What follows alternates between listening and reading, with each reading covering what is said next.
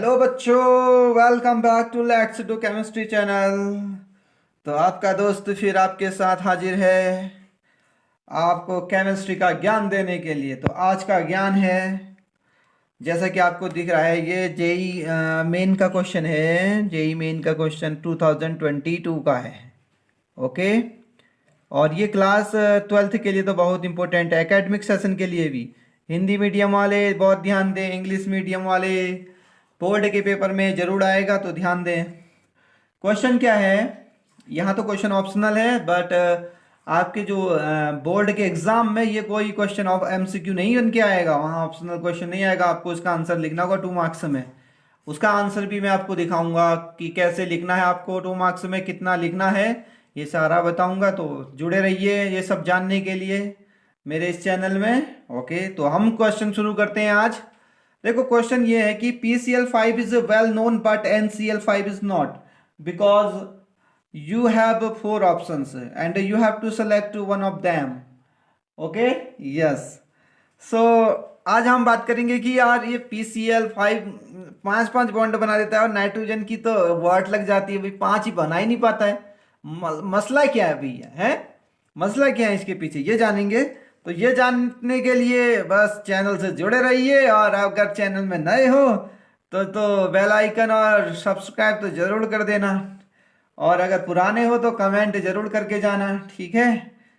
तो आज जानते हैं हम PCl5 और NCl5 का बीच क्या केमिस्ट्री है, इन दोनों के बीच का क्या केमिस्ट्री का पोर्शन है वो जानते हैं। ओके, अगर आप जानते हो इनके बीच केमिस्ट्री जो जरूर कमेंट करें, ठीक है। तो हम सबसे पहले नाइट्रोजन की बात करते हैं। देखो नाइट्रोजन मैंने लिखा है। Okay, as you know that the atomic number of nitrogen is 7। Okay, you well known. Okay, आप अच्छे से जानते हो।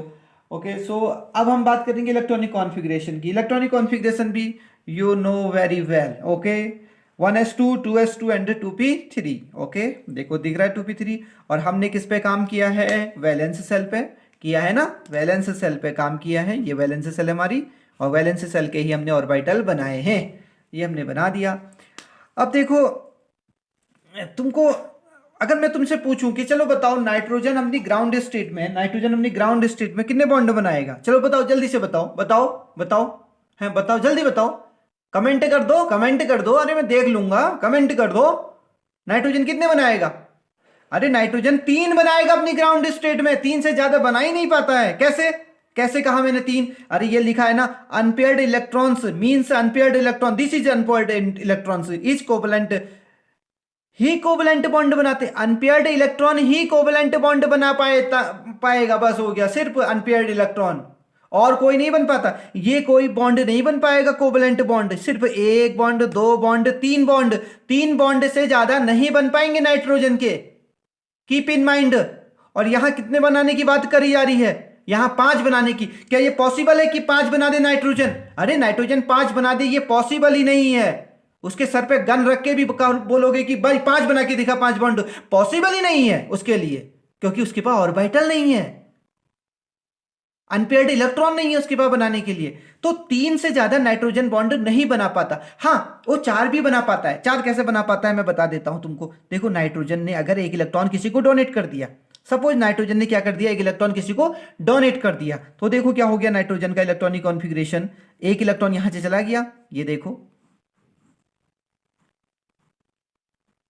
हुआ नहीं हुआ, बताओ जल्दी से बताओ। 1 इलेक्ट्रॉन कम कर दिया तो 1 इलेक्ट्रॉन यहां से चला गया। अब उसके पास कितने अनपेयर्ड इलेक्ट्रॉन हो गए सर? 4 अनपेयर्ड इलेक्ट्रॉन हो गए, 4 अनपेयर्ड इलेक्ट्रॉन, 4 अनपेयर। तो 1 अनपेयर्ड 1 बॉन्ड बनाएगा, दूसरा अनपेयर्ड कितने बॉन्ड? नाइट्रोजन हमेशा या तो 3 बॉन्ड बनाएगा या 4 बॉन्ड बनाएगा, इससे ज्यादा और उससे कम की उसके बस की बात नहीं है, keep in mind. Okay, nitrogen 3 कब बनाएगा? जब नाइट्रोजन पे कोई भी चार्ज नहीं होगा। अगर नाइट्रोजन पे किसी भी कंपाउंड में पॉजिटिव चार्ज आता है तो उस वक्त वो 4 बॉन्ड बना रहा होगा, कीप इन माइंड। 5 बॉन्ड बनाने की तो कोई बात ही नहीं है, नाइट्रोजन 5 बॉन्ड नहीं बना पाता है। ऐसा आंसर, ऐसा अब क्यों क्यों होता है ऐसा, ये जानने के लिए हम फास्फोरस पे चलते हैं। ओके, तो फास्फोरस की केमिस्ट्री जानने के लिए देखो, ये है फास्फोरस, सबको दिख रहा है? Very good. फास्फोरस का electronic configuration, atomic number as you know 15 और हमने इलेक्ट्रॉनिक कॉन्फ़िगरेशन लिख दिया। हमें सारी केमिस्ट्री किस पे काम करनी है? संयोजकता कक्षक पे, है ना, यानी वैलेंस सेल पे, लास्ट वाली कक्षा पे, लास्ट वाली ऑर्बिट पे या लास्ट वाली सेल पे ये काम करनी है। और लास्ट वाली सेल पे कितने सब सेल हैं? ए, एस, पी और 3। ये हमने ग्राउंड स्टेट लिख दी। अब ग्राउंड स्टेट में कितने अनपेयर्ड इलेक्ट्रॉन है? 3 है सर, 3। यानी फॉस्फोरस यहां तो 3 बॉन्ड बना। अगर कोई पूछे ग्राउंड स्टेट में फॉस्फोरस कितने बॉन्ड बना पाएगा, तो हम कहेंगे सर वो 3 कोवलेंट बॉन्ड बना पाएगा। कितने बना पाएगा? 3 कोवलेंट बॉन्ड बना पाएगा। अगर मैंने कहा अगर उसको एक्साइट कर दें, एक इलेक्ट्रॉन क्या कर दें? एक्साइट। बट एक्साइट करने के लिए उसको क्या चाहिए? डी ऑर्बिटल ना, उसके पास ऑर्बिटल खाली है तभी तो वो एक्साइट कर पाया। अगर उसके पास ऑर्बिटल नहीं होती क्या वो एक्साइट कर पाता? नहीं सर, बिल्कुल नहीं कर पाता। तो हमने एक इलेक्ट्रॉन एक्साइट कर दिया। अब उसके बाद कितने अनपेयर्ड इलेक्ट्रॉन हो गए? यहां पर हो गए उसके पास 5 अनपेयर्ड इलेक्ट्रॉन। तो मुझे बताओ कितने बॉन्ड बना पाएगा वो अब? सर 5। तो देखो 5 बॉन्ड बना रहा है क्लोरीन के साथ। और तुम्हें पता है ना बॉन्डिंग करने से पहले वो क्या करता है? हाइब्रिडाइजेशन करता है। What is the hybridization? The intermixing of orbitals is known as a hybridization.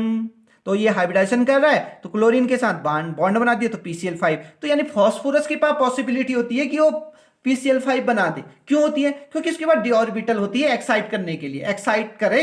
और वो जो एस का इलेक्ट्रॉन है, जो एक्स के पेयर्ड इलेक्ट्रॉन है, वो कहां चले जा रहा है? डी में एक्साइट हो जा रहा है ना, उत्तेजित हो जा रहा है, वहां चला जा रहा है, जिससे उसके पास 5 अनपेयर्ड इलेक्ट्रॉन बन जा रहे हैं और वो 5 बाउंड्री कर पा रहा है। ठीक है, बट ऐसी ही सिचुएशन नाइट्रोजन के पास नहीं है। नाइट्रोजन के पास डी ऑर्बिटल नहीं है। अगर उसके पास डी ऑर्बिटल होती, क्या सेकंड वाली में डी होती है? मुझे बताओ। सेकंड वाली जो सेल होती है उसमें 2 ही सब सेल होती है, एक एस और पी। डी उसमें नहीं होती है। इसकी वजह से उसका ये इलेक्ट्रॉन एक्साइट नहीं कर पाता है और वो 5 बॉन्ड नहीं बना पाता। वो PCl5 या PCl5 जैसा NCl5 नहीं बना पाता। ये NCl3 बना सकता है, NCl3 बन सकता है क्योंकि उसके पास 3 ही अनपेयर्ड इलेक्ट्रॉन है। But NCl5 is not possible for nitrogen. Keep in mind. Okay, तो ये हमारा ये हो गया। अब देखो, अब ध्यान से देखना। हाँ, अब इसका आंसर आपको क्या लिखना है? देखना आंसर ये बोल्ड वाले जल्दी से इसे नोट कर लो। हिंदी मीडियम वाली अपनी एनसीईआरटी बुक निकालो, फॉस्फोरस ग्रुप नंबर 15 निकालो। उसमें ये क्वेश्चन लिखा हुआ है कि PCl5 बनाए, अब एक्सरसाइज में लिखा हुआ है और उसका आंसर जल्दी से नोट करो, गूगल करो, मेरे सामने करो, सब ये जल्दी से करो। अब देखो उसका आंसर क्या लिखा है, इंग्लिश में देख लेते हैं, मैं हिंदी में भी उसके साथ साथ समझा रहा हूं। PCl5 forms of 5 bonds by using the d orbital to expand the octet. वो एक्सपेंड कर सकता है। देखो उसने एक्सपेंड किया ना, ये वाला इलेक्ट्रॉन, कौन सा वाला? ये वाला इलेक्ट्रॉन, ये वाला इलेक्ट्रॉन, उसको क्या किया उसने? डी में क्या कर दिया? एक्सपेंड कर दिया, डी में एक्साइट कर दिया। इसकी वजह से उसके पास 5 अनपेयर इलेक्ट्रॉन हो गए और 5 उसने बॉन्ड बना लिया, इसलिए ऐसा हुआ। But NCl5 does not exist because there are no d orbital. There are no d orbital. उसके पास d orbital नहीं होती है। किसके पास? नाइट्रोजन के पास। नाइट्रोजन के पास d orbital नहीं होती है। As you can see, क्या होती है? दिख रही है? दिख रही है? जल्दी आंखें फाड़ के देखो, दिख रही है नाइट्रोजन के पास? अरे गधेड़ो, नहीं दिख रही है। ओके, नहीं दिख रही होगी, ध्यान से देखो, नहीं दिख रही है ना डी, तो कैसे एक्सपेंड करेगा वो? आगे क्या लिखा है? वैलेंस चल, therefore there is no way, therefore अर्थात देयर इज नो वे, कोई पॉसिबिलिटी नहीं है कि वो एक्सपेंड कर दे और 5 अनपेयर्ड कर दे। तो आंसर ये हो जाएगा। तो अब ऑप्शन में देख लेते हैं। ये तो हमारे बोर्ड में, जब बोर्ड में एग्जाम होगा हमारे 2 मार्क्स का क्वेश्चन आएगा तो हमें ये लिखना है, ठीक है, आंसर में। लेकिन यहां पर जब MCQ है तो MCQ के लिए देखो क्या आंसर हो जाएगा। And does not have D orbital. Nitrogen के पास डी ऑर्बिटल होता है? नहीं होता है। तो ये देखो वो भी कह भी रहा है कि नाइट्रोजन के पास डी ऑर्बिटल नहीं है, इसलिए वो 5 बॉन्ड नहीं बना सकता। तो हमारा आंसर ये सही हो जाएगा, ठीक है। तो हमारा आंसर कौन सा हो गया? आंसर बी, ये। और NTA ने भी यही आंसर दिया था। ये NTA ने भी, NTA की फुल फॉर्म जानते हो ना, नेशनल टेस्ट एजेंसी, जो सारे एग्जाम कराती है। ओके, तुम्हारे JEE मेंस से तुम्हें भी इंजीनियर बनाने में इसी का हाथ होता है। तो NTA का आंसर था बी। तो हमारे अकॉर्डिंग भी आंसर क्या आया? बी आया। तो कीप इन माइंड। और ये क्वेश्चन बोल्ड वालों के लिए बहुत इंपॉर्टेंट है कि PCl5 बना सकता है, लेकिन NCl5 क्यों नहीं बना सकता? क्योंकि उसके पास डी कक्षक नहीं होती, जिसकी वजह से वह एक्साइट नहीं कर पाता, अपने को एक्सपेंड नहीं कर पाता इलेक्ट्रॉनों को, और वो 5 अनपेयर्ड इलेक्ट्रॉन नहीं बना पाता। सो हमें, आई होप तुम्हें समझ में आ गया होगा, है ना? अगर तुम्हें समझ में नहीं आया तो रिपीट करके फिर से मेरी वीडियो को देखना, तुम्हें जल्दी से समझ में आ जाएगा। ओके, और अगर आप चैनल पे नए हो तो सब्सक्राइब करना हमारे, और बेल आइकन भी दबाना, ताकि तुम्हें एक नई नई और एनर्जेटिक वीडियोस मिलती रहे, उसका नोटिफिकेशन आता रहे। और अगर आप मेरे रेगुलर स्टूडेंट्स हो तो आप शेयर करो, कमेंट भी करना, ओके, और लाइक भी करना, okay, because your like is my motivation, okay. And अगर तुम मुझे मेरी वीडियो को बहुत शेयर करोगे, लाइक करोगे, तो फिर मैं और अच्छी अच्छी एनर्जेटिक वीडियो बनाता रहूँगा, जिससे तुम्हारी केमिस्ट्री दिन पर दिन बहुत अच्छी, डे टू डे बहुत अच्छी होती जाएगी। Okay, one day you will be chemist. Okay, so तब तक के लिए बाय, हैप्पी लर्निंग, पढ़ते रहना और खूब पढ़ाते रहना।